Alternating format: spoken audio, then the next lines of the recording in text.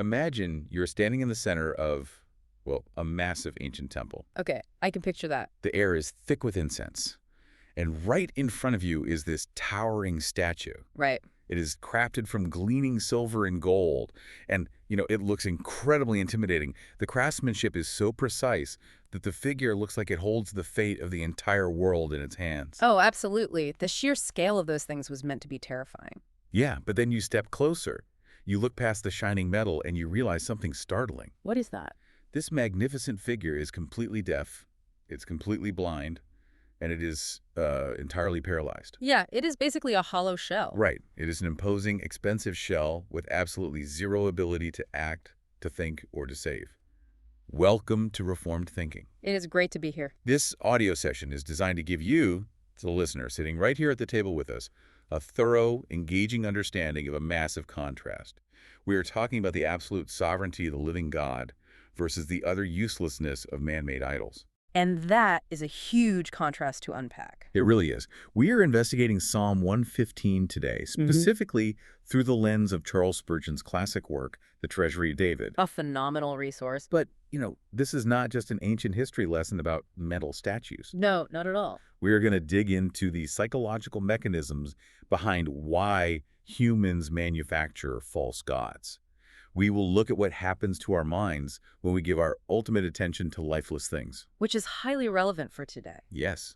And what this means for believers living in a world of modern, silent idols.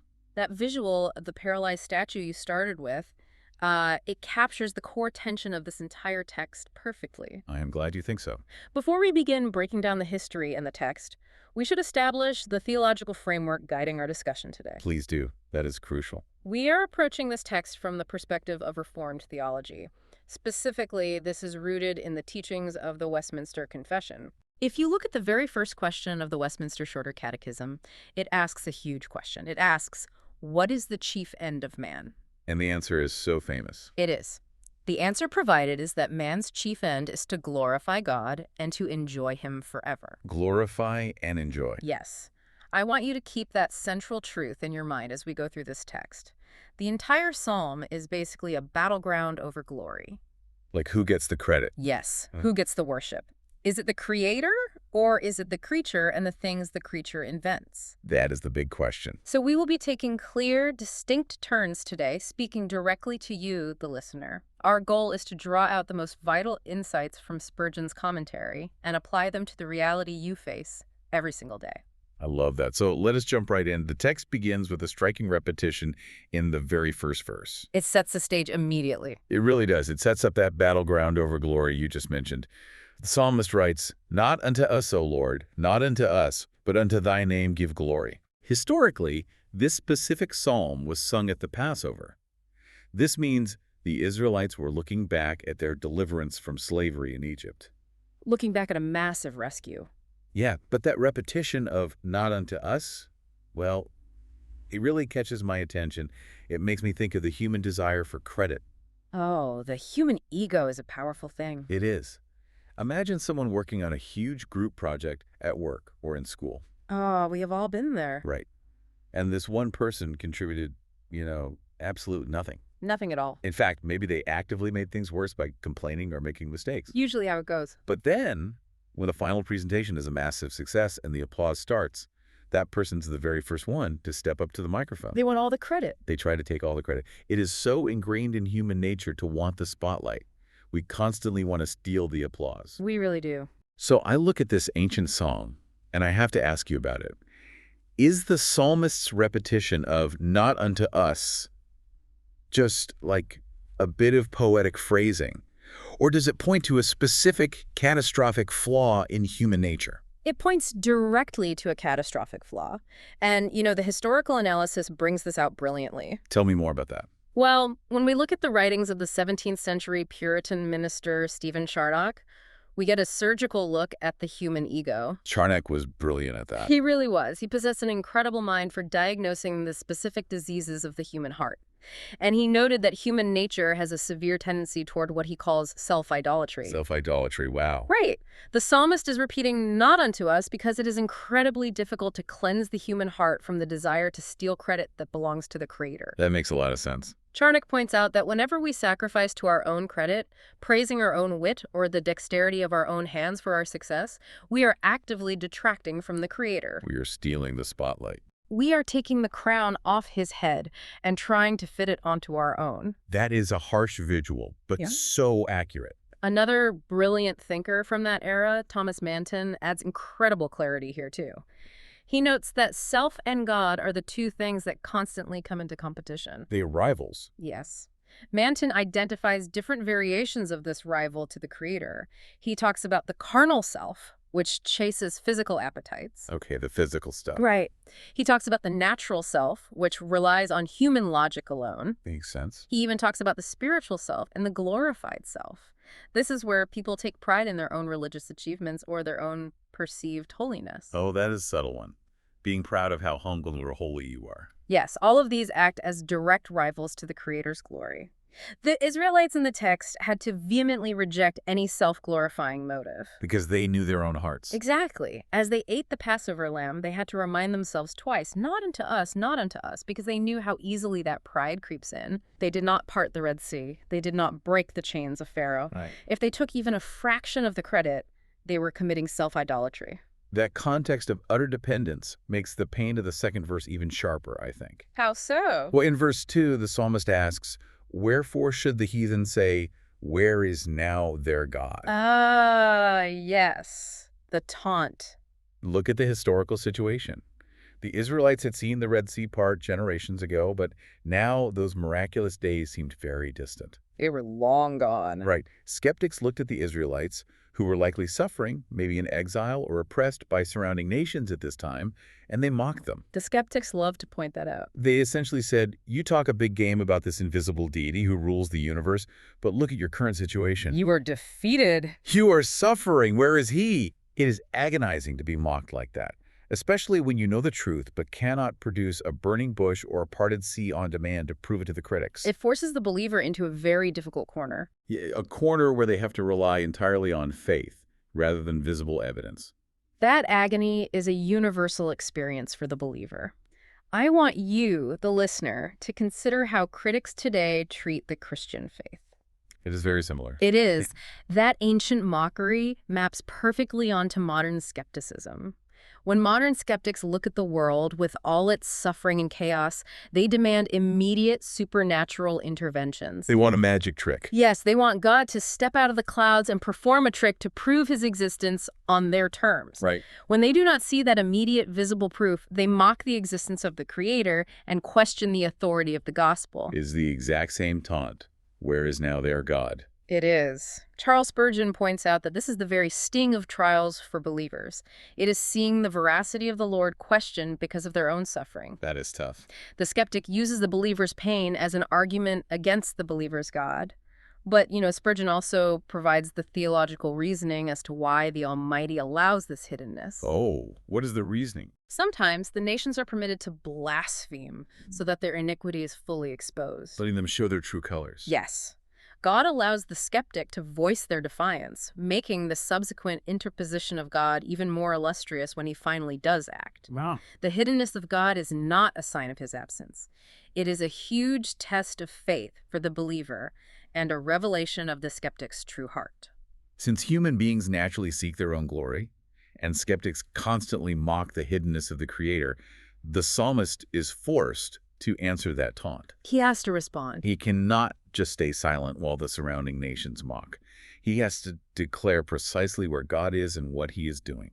And that leads us right into verse 3. A fantastic verse. The psalmist answers the skeptics with a massive declaration.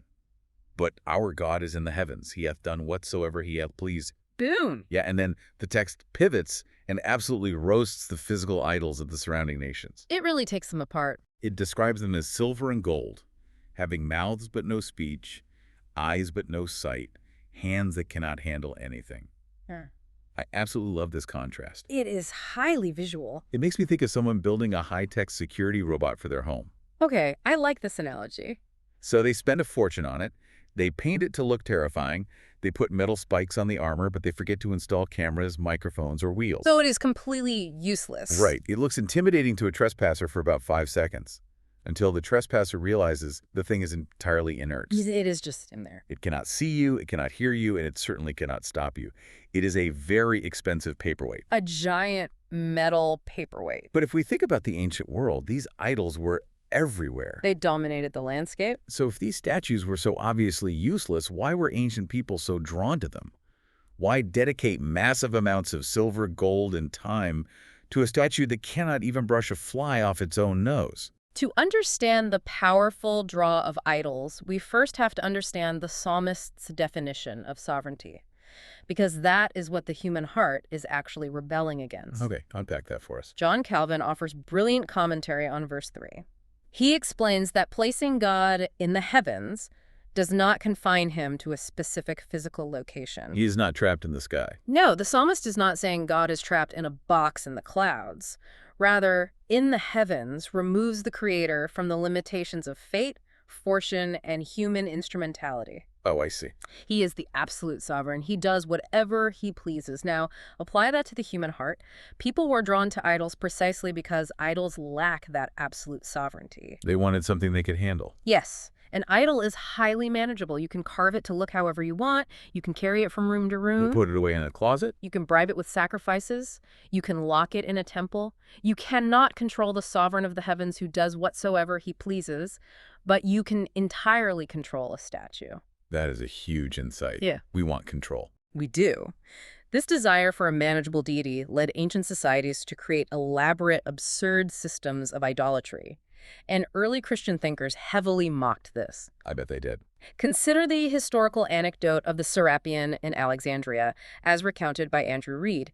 This took place in the year 391 AD. Okay, setting the scene. The Serapion was a massive, fortified temple housing a colossal, terrifying statue of the pagan god Serapis. A really intimidating sight. Very intimidating.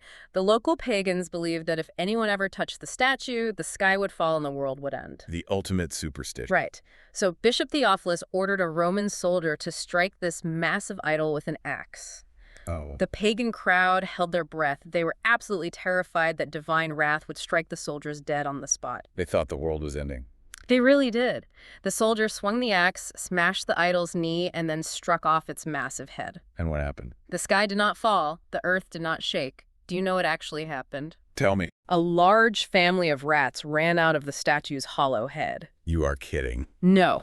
The massive, terrifying god of Alexandria was nothing more than a rodent motel. A rodent motel. That is incredible. The crowd burst into laughter at the sheer absurdity of their false god. Imagine the psychological whiplash of that crowd. It must have been insane. 1 second, you are terrified that the universe is going to collapse because someone disrespected your deity, and the next second, you are watching rats scurry out of its face. It totally demystifies the entire system. It really strips away the smoke and mirrors. It shows you the hollow, ridiculous nature of trying to localize the divine into a piece of carved metal. It exposes the absolute hollow nature of it perfectly. Yeah. The Roman satirist Juvenal made a very similar point, mocking the worship of Jupiter in his writings. What did he say? He looked at the practices of his own people and asked why they would offer expensive calf livers and the white caul of a hog to a marble or bronze statue. Waste of good food. Right. He pointed out the sheer lack of logic. You are offering food to a block of stone that cannot even move its lips to say thank you, let alone alter the course of your life. It makes no sense when you think about it. It does not. This stark contrast between the almighty sovereign in the heavens who does whatever he pleases and the hollow, rat-infested statues on earth logically forces us to look at the people doing the worshiping. Which is where it gets personal. Yes, and that leads to a terrifying psychological and spiritual reality. If these objects of worship are nothing more than inert metal or stone, what happens to the mind of the person who bows to them every day? That is a chilling question. And it brings us right to the mechanism of human worship in verse 8. The turning point of the psalm. It is. The psalmist states a terrifying rule. They that make them are like unto them, so is everyone that trusteth in them. A heavy statement. We can call this the principle of assimilation. You become what you worship. The human mind is highly plastic. Whatever you give your ultimate reverent attention to will eventually rewire your own soul. It shapes you. So if you worship a deaf, dumb, blind, paralyzed piece of metal, The psalmist is saying you become spiritually deaf, spiritually dumb, spiritually blind, and spiritually paralyzed. You take on its traits. You lose your humanity by giving your devotion to something subhuman. Spot on. The German theologian E.W. Hengstenberg noted that whoever exalts feebleness, in stupid delusion, to be his God, becomes feeble along with that God. Feebleness creates feebleness. Yes. The object of your worship sets the ceiling for your own spiritual development.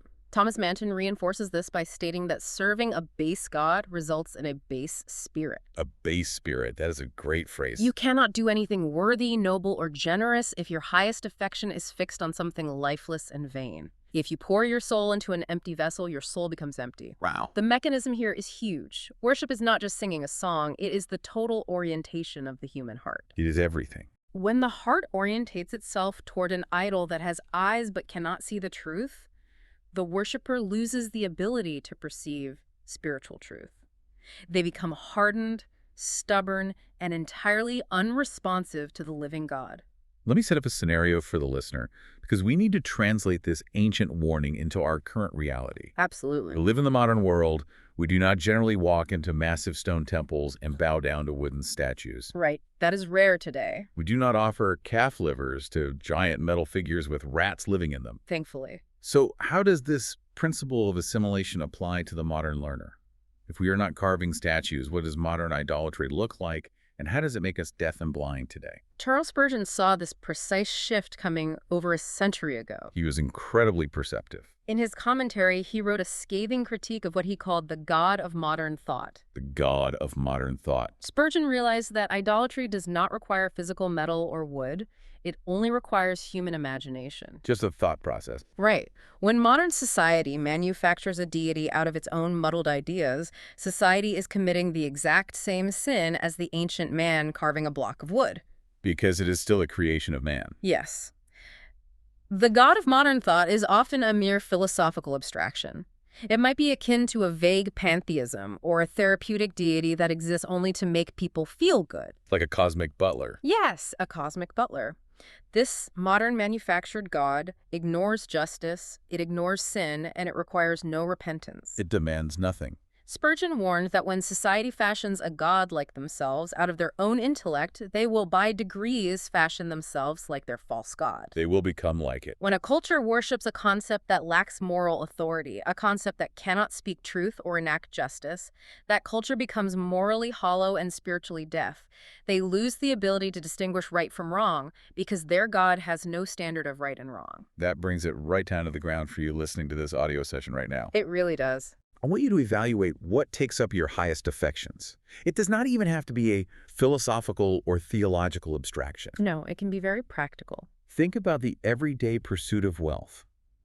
If a person worships money as their ultimate security and their highest goal, they begin to take on the characteristics of money. They become cold. They become cold. They become calculated. They become metallic and entirely indifferent to human suffering. Because a dollar bill does not care about human suffering. That is a terrifying thought. Or think about social status. If a person worships social status, they become just like social status. Shallow and fleeting. Yes, shallow, fleeting, anxious, and constantly shifting with the wind of public opinion. Chasing likes. Right. The ancient rule holds completely true today. You become what you worship. Your soul conforms to the shape of your ultimate desire. It is an unavoidable law of human nature. And since those who worship false gods become spiritually lifeless and hollow, the psalmist urgently pivots away from them. He turns his attention to those who possess true spiritual life, calling them to an active, defiant faith. This brings us to the threefold call to trust, found in verses 9 through 11. 3 separate calls. The psalmist issues a direct command. O Israel, trust thou in the Lord. O house of Aaron, trust in the Lord. Ye that fear the Lord, trust in the Lord. And there is a refrain there too. Yes, in each of these three distinct cases, the refrain is identical. He is their help and their shield. We need to break down these specific audiences to understand the scope of this call. Please do. Israel represents the chosen people as a whole, the entire covenant community. The house of Aaron represents the ministers, the priests, the leaders whose specific duty was to guide the religious life of the nation. Okay, so the leaders and the general public. Right. And the phrase, those who fear the Lord, extends the call beyond ethnic boundaries to all true believers, including proselytes who join themselves to the covenant. So it covers everyone. It is framed entirely within the covenant of grace. Now, for the layperson, the covenant of grace is essentially the promise that God secures the salvation of his people not based on their perfect works, but based on his own merciful provision. A huge comfort. Whether someone is a high-ranking leader in the house of Aaron wearing the priestly garments, or a common layperson who simply fears the Lord in their daily life, their only defense is the Lord himself. They do not trust in their status, they trust in the sovereign of the heavens. Look at the specific structure the psalmist uses here. Why say the exact same thing 3 times? Trust in the Lord, trust in the Lord, trust in the Lord. It is very repetitive. Is the psalmist just trying to fill space on the parchment? I doubt it. It makes me think of a coach on the sidelines during a high-stakes championship game. Oh, a sports analogy. Yeah, picture it. The team is under heavy pressure, the opposing crowd is screaming, the players are exhausted, and they are starting to lose focus. They are panicked. The coach does not pull out a whiteboard and give them a highly complicated, nuanced new playbook. He grabs them by the face mask and repeats the absolute fundamentals over and over. Keep your eye on the ball. Keep your eye on the ball. Keep your eye on the ball. Because that is all they can process in the moment. Right. He repeats the core truth until it overrides the panic in their heads. Is that the psychological mechanism the psalmist is using here with this threefold repetition? That analogy of the coach repeating fundamentals under pressure fits the historical reality perfectly. The historical context demands this kind of forceful repetition. They were under that much pressure.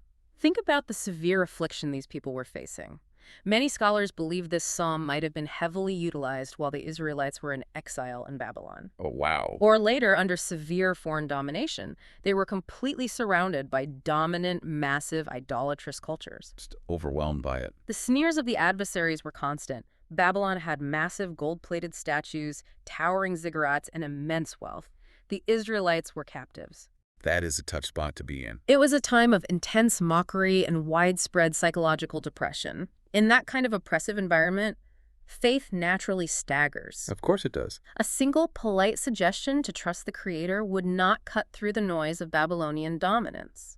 The repetition acts as a necessary anchor for their wavering faith. Trust in the Lord. Trust in the Lord. As they ate the Paschal Supper in a foreign land, weeping as they remembered Zion, they needed to hear that threefold command to shake off the dominant idolatry around them. They needed the coach grabbing their face mask. Yes.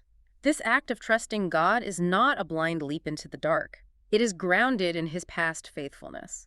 They are remembering the Red Sea. They're remembering the plagues of Egypt. The track record. And that past faithfulness guarantees a cascade of future blessings for those who fear him. We see that unstoppable cascade of blessing begin to flow in verse 12. It is a beautiful shift in the text. The text says, "The Lord hath been mindful of us. He will bless us." The psalmist then repeats the phrase, "He will bless" 4 distinct times. More repetition. Yeah. It specifically extends this blessing to both small and great, promising to increase them and their children. Small and great. I want to zero in on that specific phrase, small and great. If you look at human society, from the ancient Babylonians to our modern cities, the entire structure is built on catering to the great. Oh, absolutely. We have VIP lines at the airport, so the wealthy do not have to wait. We have algorithms on social media that push famous influencers to the top of your feed while burying normal, everyday people. My talks. We have exclusive clubs where your net worth dictates your entry. Human hierarchies constantly filter out the small. We do. The ancient world was even worse. The weak were utterly disguised. Yeah. So how does God's economy, as laid out in this text, differ from the ruthless human hierarchies we walk through every single day? It differs fundamentally because of the nature of the God we are discussing. John Calvin's commentary highlights that God has no acceptance of persons in the way humans do. He does not care about the VIP line. Not at all. He does not overlook the meanest, poorest, or most despised individual, provided they cordially seek his aid. Thomas Manton makes a beautiful theological point here, too. What does he say? He states that in the covenant of grace, the meanest peasant has the exact same privileges, the exact same promises, and the exact same access to the Creator as the greatest prince. That is leveling. Human society filters by wealth, status, and utility. But the Almighty supplies the wants of every living thing, from the massive leviathan swimming in the deep sea to the tiny insect resting on a leaf. He sees it all. He will suffer none of the godly to be forgotten, regardless of how small their abilities are or how low their position is in the eyes of society. The blessing is completely independent of human merit or social standing. That is incredibly reassuring for the listener, who feels entirely overlooked by the modern world. It should be a huge comfort. And the blessing described here does not just stay static. Spurgeon notes on verse 14, which says, "The Lord shall increase you," that this is an active multiplying force. It grows over time. Just as the Israelites were multiplied exceedingly while they were enslaved and oppressed in Egypt, the Almighty promises to multiply the spiritual seed of believers. It cannot be stopped. It is an overflowing fountain.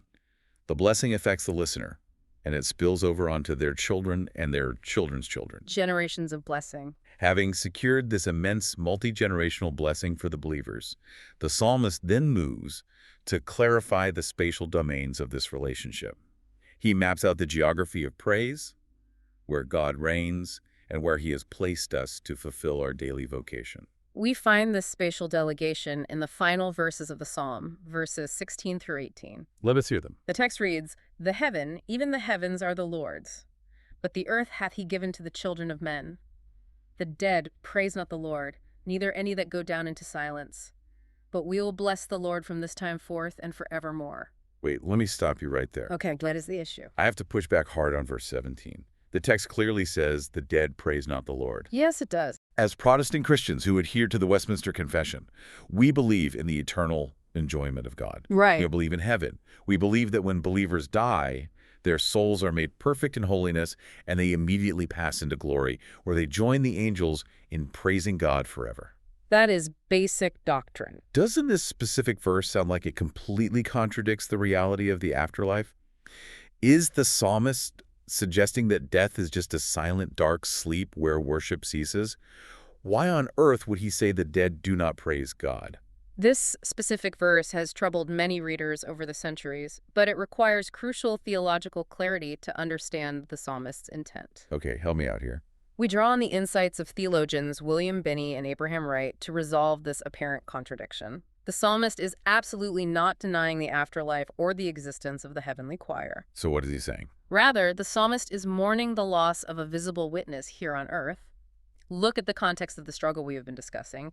The heathen are mocking the Creator. Right, where's your God? The idols are dominating the culture. The earth is the current battleground for God's glory. When a saint dies, their voice is permanently removed from this earthly choir. Oh, I see.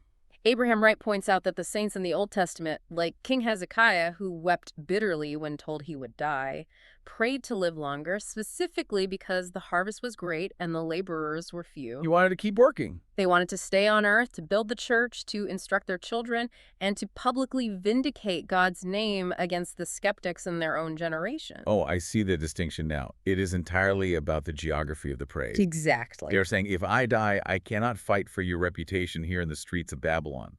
I cannot tear down the idols here among the skeptics. That is it. The dead are praising God in heaven, sure, but heaven does not need more defenders.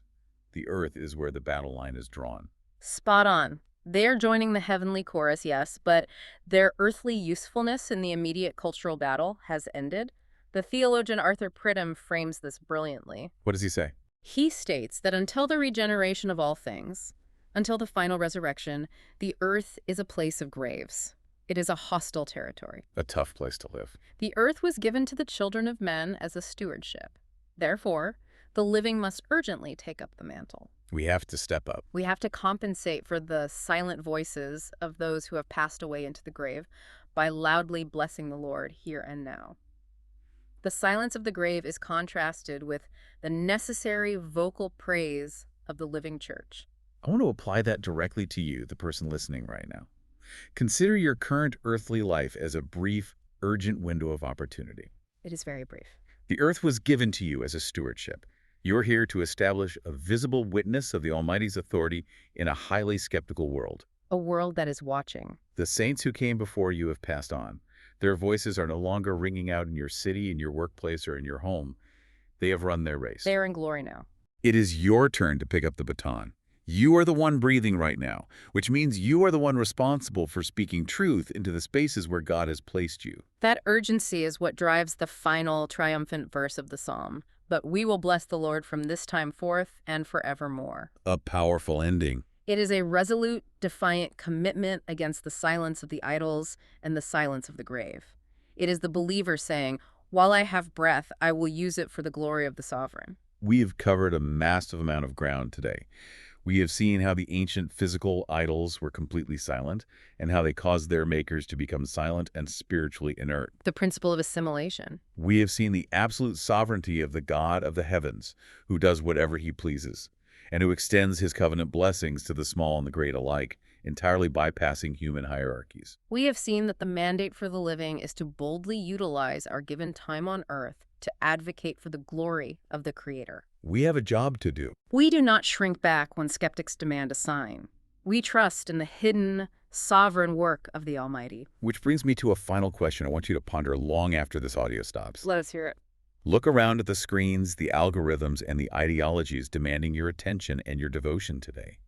These are the modern silver and gold. They really are. Are these modern silent idols shaping you into a silent, spiritually dormant person? Or are you utilizing your breath right now on this earth to boldly speak the praises of the living sovereign God? That is the ultimate question. Thank you for joining this audio session on Reformed Thinking. We encourage you to take these truths, reject the silent idols of our age, and carry a bold vocal faith into your week.